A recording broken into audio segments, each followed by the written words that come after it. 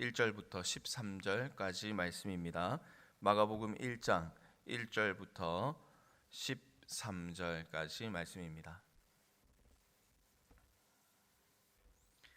하나님의 말씀을 읽습니다. 하나님의 아들 예수 그리스도의 복음의 시작이라. 선지자 이사야의 글에 보라, 내가 내 사자를 내 앞에 보내노니 그가 내 길을 준비하리라. 광야에 외치는 자의 소리가 있어 이르되 너희는 주의 길을 준비하라.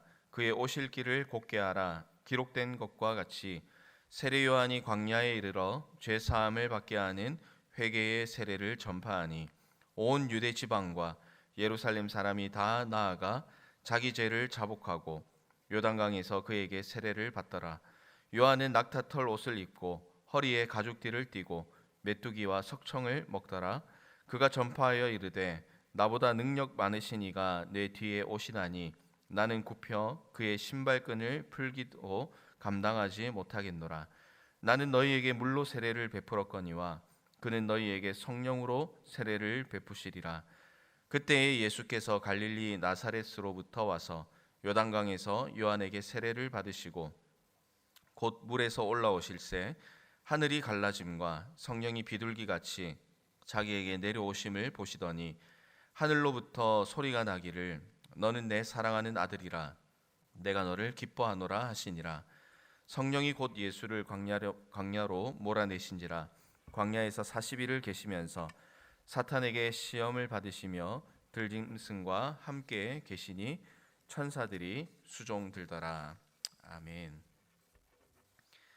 마가복음은 로마 제국의 극심한 박해 가운데 처해 있던 로마의 성도들을 위해서 기록되었습니다. 이 성도들은 핍박 가운데에서도 확신과 소망이 필요했습니다.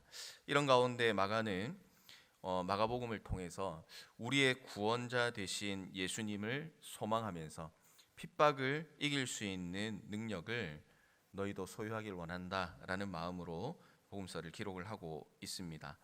이 광야와 같은 세상 속에 처해진 로마의 성도들과 마찬가지로 오늘을 살아가는 우리들도 마치 광야와 같은 그런 상황에 처해 있는 모습을 발견할 때가 있습니다. 특별히 이제 세상의 유혹과 또 사탄의 방해 가운데서 우리가 주님의 자녀로 살아가긴 하지만 시때때로 오는 그런 방해와 유혹과 어려움은 여전히 우리의 삶 가운데 이 로마 시대의 성도들과 동일하게 우리에게 주어져 있다라는 것을 생각해 볼 수가 있겠습니다.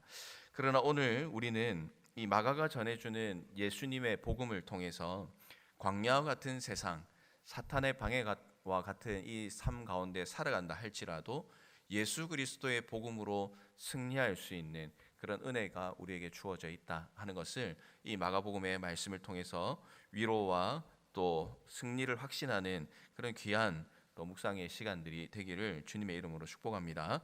오늘 이제 마가복음 1장을 통해서 복음의 능력과 또 그 능력을 가지고 있는 우리가 가지고 있는 사명이 무엇인가에 대해서 잠시 나누는 이 새벽의 시간이 되길 바랍니다. 먼저 첫 번째는 오늘 말씀을 통해서 복음의 시작은 예수 그리스도다 하는 사실을 우리가 확인을 할 수가 있습니다. 우리가 읽은 말씀은 마가복음입니다. 저자의 이름을 따서 마가복음이라고 하긴 하지만 그러나 우리는 이 마가복음이 마가가 자신의 이야기를 기록한 복음이 아니라는 것을 잘 알고 있습니다. 마가 또한 말씀을 기록하면서 그 부분을 서두에 분명하게 기록하면서 이렇게 고백을 합니다. 하나님의 아들 예수 그리스도의 복음의 시작이다. 이렇게 분명하게 기록을 하는 것이죠. 복음은 예수 그리스도에 관한 것이다 라는 것입니다. 복음은 예수 그리스도로 말미암아 쓰여지고 이루어졌습니다.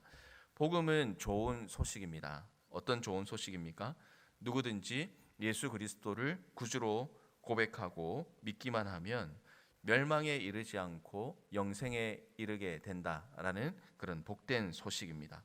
영원한 생명을 얻고자 하는 사람들에게는 담비아와 같은 소식이라고 할 수가 있겠죠. 요한복음 3장 16절은 분명히 이렇게 기록합니다. 하나님이 세상을 이처럼 사랑하사 독생자를 주셨으니 이는 저를 믿는 자마다 멸망치 않고 영생을 얻게 하려 하심이니라 라고 우리에게 분명히 말씀을 하고 있습니다. 믿는 자에게 영생이 주어진다라는 것입니다.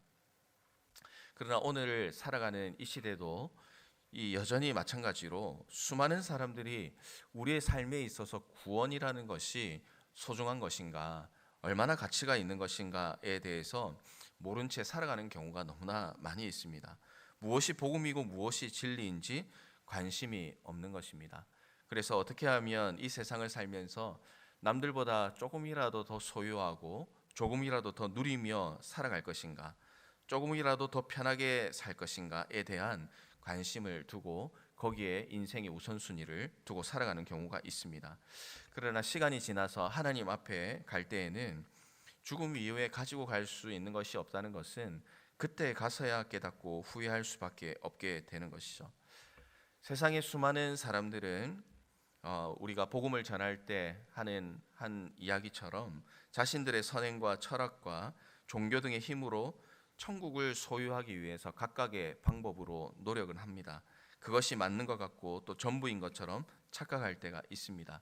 그러나 그들은 출발점이 잘못되었습니다. 왜냐하면 오늘 마가복음 1장 1절의 말씀처럼 하나님의 아들 예수 그리스도의 복음이 없으면 우리의 인생은 영원히 하나님과 동행하는 그런 복된 인생이 아니라 정말 이 세상에서 살아가는 그런 추악한 모습으로 또 영원한 그런 주님과 멀어진 삶을 살아갈 수밖에 없는 것이 우리의 인생임을 우리는 꼭 기억을 해야 되는 것이죠.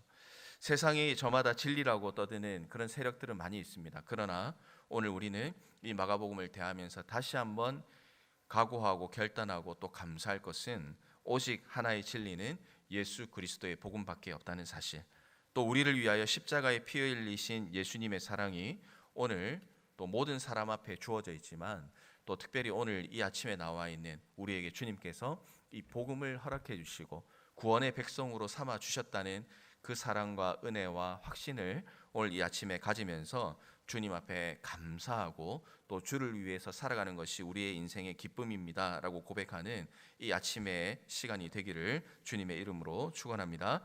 자, 이런 복음과 은혜가 우리에게 주어져 있는데 그러면 이런 은혜를 가진 우리가 어떤 삶을 살아야 될 것인가, 오늘 말씀은 우리에게 계속해서 도전하고 있습니다. 그 가운데 이제 첫 번째는 우리에게 광야에서 외치는 소리가 되라라고 우리에게 요구를 하고 있습니다. 3절 말씀입니다.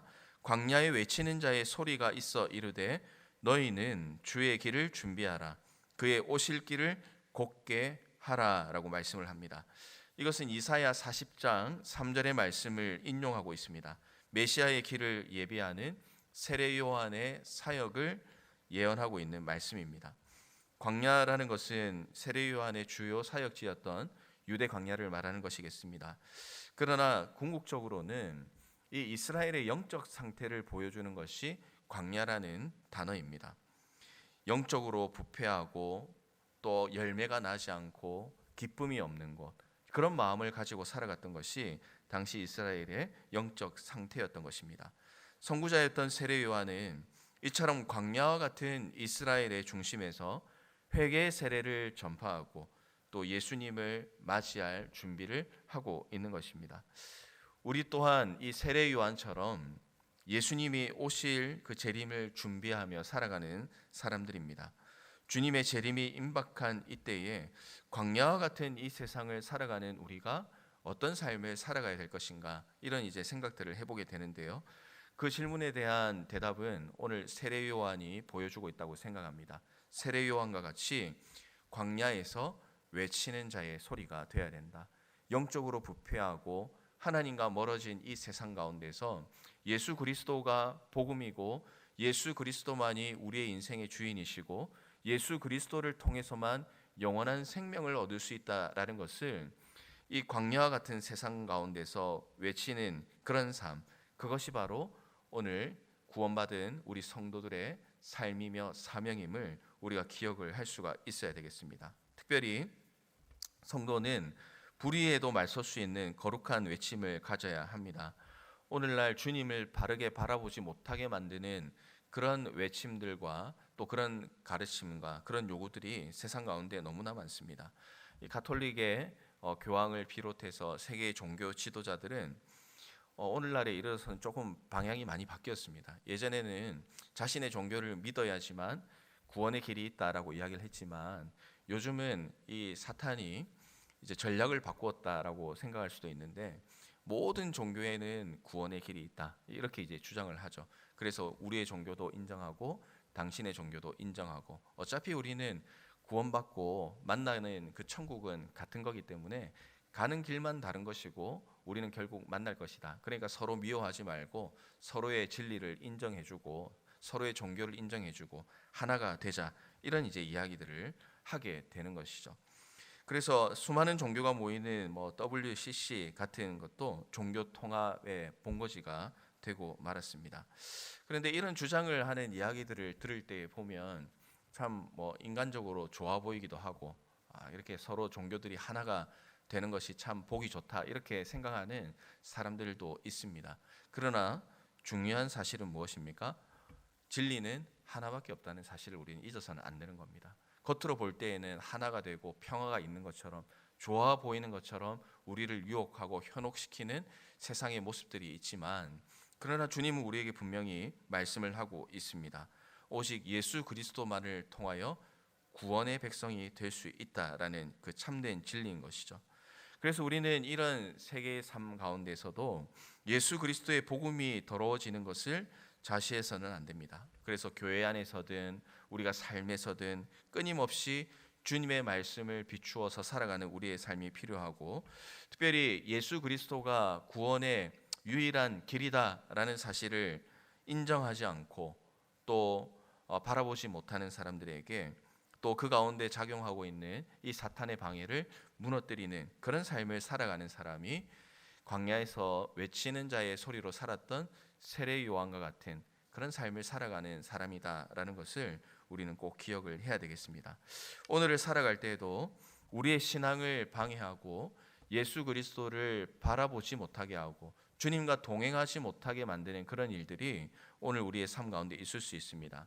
사탄은 끊임없는 도전과 방해로 우리를 주님과 동행하지 못하도록 오늘도 우리에게 여러 가지 모습으로 다가오게 될 것입니다.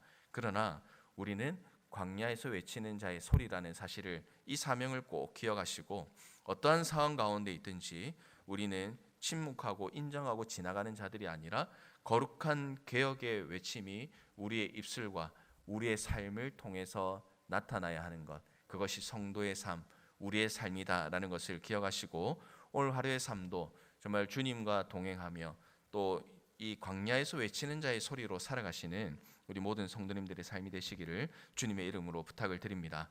우리가 말씀을 통해서 마지막으로 하나 더 살펴볼 것은 자기 포기의 삶을 살아야 된다라는 사실입니다.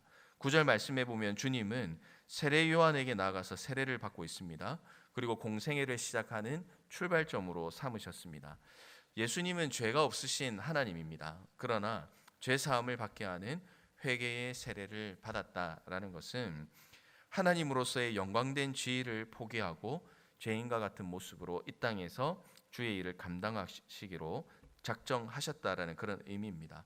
그래서 주님의 길은 이렇게 이야기를 합니다. 자기를 드러내는 그런 길이 아니라 자기 포기의 길이었다. 죄인을 구원하시기 위해서 하늘의 영광도 육체의 생명도 다 포기하신 것, 이것이 바로 우리 주님께서 보여주신 길이다라는 것을 우리는 말씀을 통해서 발견하게 되는 것입니다. 사랑하는 성도 여러분, 오늘 여기에 계신 분들은 나 자신의 길이 아니라 주님의 길을 따르겠노라고 결단하신 분인 줄로 믿습니다.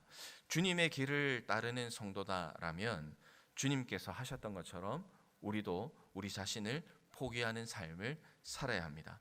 주님을 따른다면 세상의 영예와 영광과 그런 물질이 내 삶의 우선순위가 되는 것이 아니라 우리 주님이 우선순위가 되는 삶, 주님을 위해서는 그 세상의 것들을 내려놓겠습니다라는 자기 포기의 삶을 살아갈 때에 우리는 주님이 예배하신 놀라운 은혜를 경험하게 될 줄로 믿습니다. 예수님을 찾아왔던 부자 청년은 자신의 재물을 포기하지 못했습니다. 고민은 참 많이 했지만 결국은 재물이 아니라 주님을 포기하고 말았습니다. 자기 자신을 포기하지 않는다라고 하면 그것은 주님을 포기하겠다라는 의미가 됩니다. 하나님과 재물을 겸하여 섬길 수 없습니다. 오늘 이 아침에 우리 주님의 말씀을 기억하십시오. 나를 포기할 때 우리 주님을 만날 수 있고, 나를 포기할 때 교회가 살아나고, 나를 포기할 때에 구원의 복된 소식을 전하며 살아갈 수 있는 그런 성도의 삶을 살아갈 수 있다는 것입니다. 말씀을 정리합니다. 오늘 말씀을 기억하면서 세 가지의 삶을 우리 기억하며 살아갑시다. 첫 번째는 복음은 예수 그리스도밖에 없다라는 사실을 확인하며 살아가십시오. 두 번째는 광야와 같은 세상과 또 우리의 삶 가운데서 진리를 외치는 자로 살아가시길 바랍니다. 세 번째는 자기 포기의 삶을 살아서 하나님을 증거하는 삶을 살아가십시오. 이런 복된 삶을 통해서 가정과 일터 또 우리가 살아가는 모든 삶의 영역에서 하나님의 살아계심을 우리의 입술과 우리의 삶으로 증거하며 살아가는 모든 성도님들의 삶이 되시기를 주님의 이름으로 축원합니다. 우리 말씀을 기억하고 또 찬송하고 기도의 자리로 나가도록 하겠습니다. 88장